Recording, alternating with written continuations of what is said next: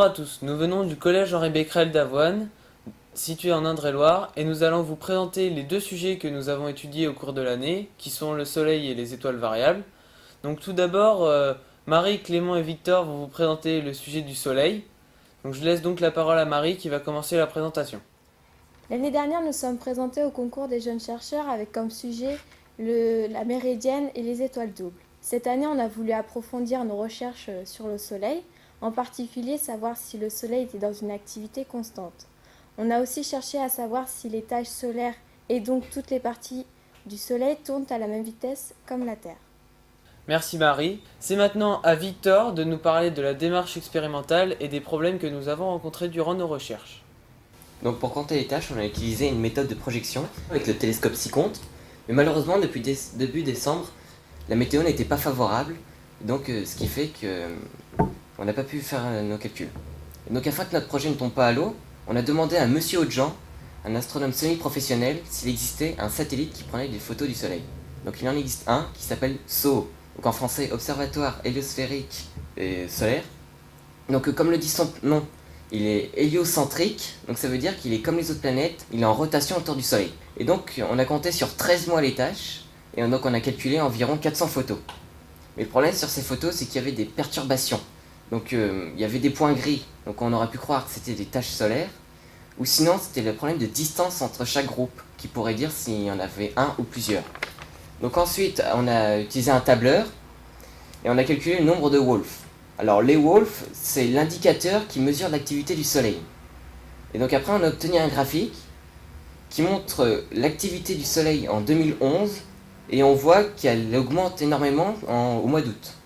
Après ces quelques explications précises, Clément va prendre la parole. Donc nous avions émis comme hypothèse au départ que la vitesse de rotation du Soleil n'était pas la même à chaque point de sa surface. Donc nous avons étudié l'évolution de la position de quelques taches sur le Soleil grâce aux photographies du satellite SOHO. Donc nous avons tracé un repère sur un transparent et nous nous sommes arrangés pour que l'origine du repère se retrouve au centre de la photographie. Donc nous avons repéré les positions des taches avec leur abscisse et ordonnées. Nous avons fait ça pour une vingtaine de taches et nous avons obtenu le tableau suivant. X correspond à l'abscisse et Y à l'ordonnée. Nous avons remarqué que les abscisses changent beaucoup et les ordonnées changent aussi mais moins que les abscisses, car cela peut être dû à des imprécisions de mesure. Car plus les taches sont grandes, plus il est difficile de se placer au milieu et tout le temps au même endroit. Nous avons déterminé ensuite la vitesse de rotation des taches et nous avons calculé la distance qu'elles parcourent. Il n'était pas possible de le faire directement à partir de nos abscisses et ordonnées, car le Soleil est une sphère, donc la photographie correspond à un plan tangent au Soleil. Il a fallu donc qu'on transforme nos coordonnées cartésiennes en coordonnées sphériques. Pour cela, nous nous sommes aidés de nos notions de trigonométrie et de M. Gouriot, notre professeur de mathématiques. Nous avons ensuite obtenu des formules pour calculer la vitesse de rotation des taches. Nous avons regardé dans une encyclopédie et nous avons remarqué que les résultats étaient conformes aux nôtres. Et plus la tâche est loin de l'équateur, moins la vitesse est élevée. Cela nous a donné une réponse positive à notre question, et contrairement à la Terre, toutes les parties du Soleil ne tournent pas à la même vitesse. Plus on va vers les pôles, moins cela tourne vite, et plus on est proche de l'équateur, plus les parties tournent vite. Merci Clément pour ton intervention, et nous enchaînons maintenant avec Marie qui va nous parler de la taille des taches solaires. Au cours de nos recherches, on a pu relever quelques tailles de taches solaires. Donc ici par exemple, la 1384 fait environ 39 545 km de diamètre. À titre de comparaison, la Terre ne fait qu'environ 12 000 km de diamètre. Victor va reprendre la parole et nous expliquer pourquoi on cherche à prévoir les éruptions solaires. Donc on cherche à prévoir les taches solaires pour pouvoir une méthode de prévention. Parce qu'une tache solaire, on comprend bien que c'est un indicateur qui va dire qu'il va y avoir une éruption solaire.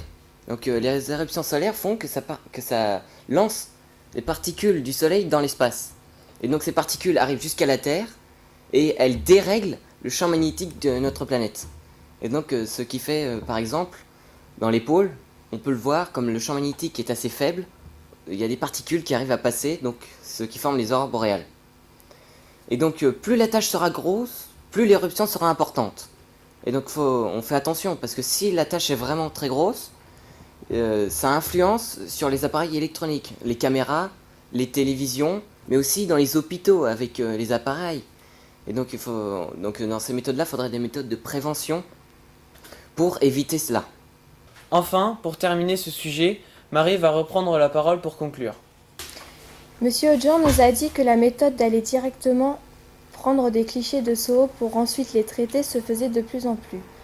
Nous avons aussi vu que le Soleil n'était pas dans une activité constante et que le nombre de taches solaires variait au cours du temps. Nos recherches nous ont permis de pratiquer la méthode expérimentale. On s'est posé des questions et essayé d'y répondre de nous-mêmes. Et pour terminer, nous remercions Monsieur Gouriot et Monsieur Hodjan de nous avoir aidés dans nos recherches.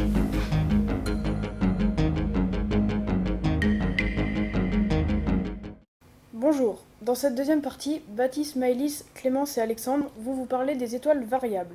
Je laisse donc la parole à Baptiste qui va commencer la présentation. Bonjour à tous, moi je vais vous présenter un sujet qui s'appelle les étoiles variables. On a découvert ce sujet grâce à ce que l'on avait présenté l'année dernière aux jeunes chercheurs. Le sujet s'appelait les étoiles doubles. Donc grâce à ce sujet, on a découvert que certaines étoiles tournaient lorsque les étoiles passaient devant d'autres, leur luminosité variait. Donc il existe plusieurs sortes d'étoiles variables. Donc les intrinsèques, celles dont la luminosité varie selon leur structure interne, et les extrinsèques selon celles qui varient causes externes, par exemple les étoiles doubles. Merci Baptiste pour cette présentation qui nous a permis de comprendre le sujet. C'est maintenant à Clémence de nous expliquer comment nous avons réalisé les mesures. Donc je vais vous parler de la démarche expérimentale. Donc nous, dans le but d'obtenir des différentes courbes de lumière des étoiles, on est allé à l'observatoire de Chinon, aidé de Monsieur Hodjan qui est astronome. Après 2 nuits gâchées par le mauvais temps, on a réussi à prendre en photo des portions de ciel qui comportaient des étoiles variables. Pour ça, on a utilisé des ordinateurs, une webcam et des logiciels appropriés.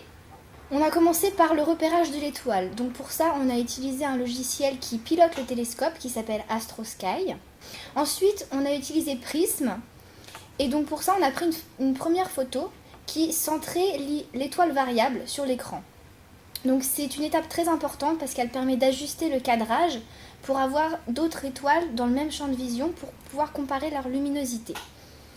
C'est aussi une étape très délicate parce que ça nécessite des tout petits déplacements du télescope et elle est quand même très très importante parce que ça nous permet de ne perdre aucune étoile pendant notre prise de photo. Ensuite, on a préparé la série photographie. Donc on a commencé par régler le temps de pause pour que l'image ne sature pas. Ensuite, on a lancé la série et la série était réglée sur la période de l'étoile. Donc la période de l'étoile, elle correspond au temps qui s'écoule entre les deux signaux identiques. Par exemple, notre première étoile qui s'appelait AEUMA, on a pris 132 photos. Cette opération est gérée par ordinateur, ce qui nous a permis de pouvoir observer le ciel en attendant. Donc avec des télescopes qui étaient installés à l'extérieur, on a pu observer la Lune, des planètes, des nébuleuses. On avait juste à vérifier de temps en temps qu'aucune étoile ne sortait du champ de vision. Merci Clémence pour cette intervention. Je laisse donc la parole à Alexandre qui va nous parler du traitement des images. Pour traiter nos images et obtenir nos courbes, on utilise le logiciel Iris. Donc tout d'abord, sur Iris, on fait les 3 fichiers théoriques, donc qui sont les fichiers Offset, Dark et PLU. Et ces fichiers correspondent entre autres aux imperfections du télescope ou aux défauts du capteur. Et ces 3 fichiers vont être utilisés dans le pré-traitement. Et ce pré-traitement va permettre de nettoyer nos photos. Donc ensuite, on réalise la registration. Donc la registration, elle va nous permettre de caler nos images les unes sur les autres de façon à ce que toutes les images soient bien calées lorsqu'on va faire notre traitement. Donc pour réaliser cette registration, on fait un cadrage autour d'une étoile et les 131 autres images que l'on a prises vont se caler sur la première image. Donc ensuite, on fait le traitement. Donc le traitement, c'est très simple. À l'aide du pointage, on va pointer une étoile, donc l'étoile variable qui est ici en première, et on va pointer les 2 autres étoiles qui ne sont pas variables, donc celle-ci et celle-ci, qui vont être notre modèle de comparaison. Donc après avoir fait ce traitement, on réalise la photométrie automatique. Donc cette photométrie, lorsque l'on l'a réalisée, on obtient cette courbe. Donc cette courbe, on a remarqué en fait qu'il y a un grand pic ici. Donc on s'est demandé pourquoi, et en ouvrant dans nos données dans le bloc-notes, on a remarqué qu'il y avait une valeur qui valait 0. Donc on s'est dit pourquoi cette valeur vaut 0, et on a trouvé la réponse, c'est parce que soit on a mal bougé le télescope, ou soit il y a eu des nuages qui sont passés devant. Donc qu'est-ce qu'on a fait? On a pris ce résultat, et on l'a supprimé tout simplement. Et en le supprimant, on a obtenu cette courbe. Donc cette courbe montre bien que l'étoile est bien variable. Donc à titre de comparaison, ceci est une étoile qui n'est pas variable. Donc on remarque bien qu'il y a quelques pics, mais c'est pas comme sur l'étoile variable qu'on a vu avant où il y avait un grand pic comme ça. Merci Alexandre. Je laisse maintenant Maëlys parler de la publication des courbes sur Internet et tirer la conclusion de nos recherches. Ce fichier contient le nom des élèves, le nom du professeur, le nom de l'étoile, les références du télescope, celles de l'observatoire, le temps de pause qui est de 45 secondes et les données d'Iris. Nous avons envoyé ces données à l'Observatoire de Genève qui les a acceptées et qui les a mises sur leur site. Donc on a AEMA qui est en phase finale car nous avons complété les informations et les courbes d'autres astronomes confirmés. On a fait 4 autres étoiles après AEMA. On voit que notre courbe qui est en violet est assez semblable à celle des autres. On a quand même une différence d'amplitude. Sur BLCAM, nous sommes la seule courbe parce que les autres n'ont pas encore fait de courbe de BLCAM où personne n'y a touché. Les Iris nous a donné cette courbe-là. On a fait pareil avec MPUMA. Nous sommes encore les seuls. Et ça reste à confirmer. On a fait avec NTCAM aussi. Nous sommes encore les seuls. On voulait la refaire, mais on n'a pas encore eu le temps. Encore une fois, les données données par Iris. Et voilà. On a la dernière courbe V550 qui est assez étrange. Il y a une énorme incertitude et la variation est à peine visible.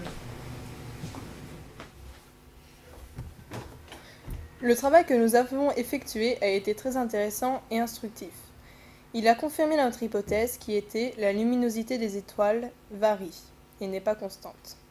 Et de savoir que nos données ont été acceptées par l'Observatoire de Genève nous a motivés.